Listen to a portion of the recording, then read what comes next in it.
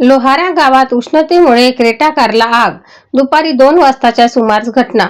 अकोला जिल्ह्याजवळील लोहारा गावात उष्णतेमुळे एका क्रेटा कारला अचानक आग लागल्याची घटना घडली. ही घटना दुपारी सुमारे 2 वाजताच्या सुमारास घडली असून सुदैवाने या घटनेत कोणतीही जीवितहानी झाली नाही.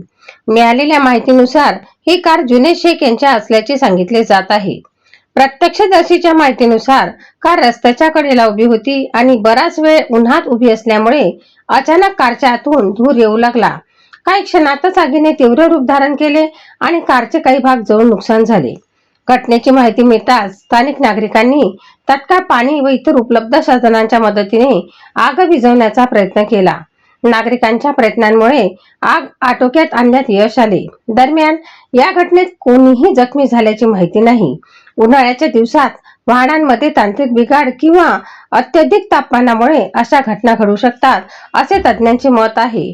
त्यामुळे वाहन दीर्घकाळ तीव्र उन्हात उभे ठेवताना काळजी घेण्याचे आवाहन करण्यात येत आहे. युवा क्रांती न्यूज, शेगाव.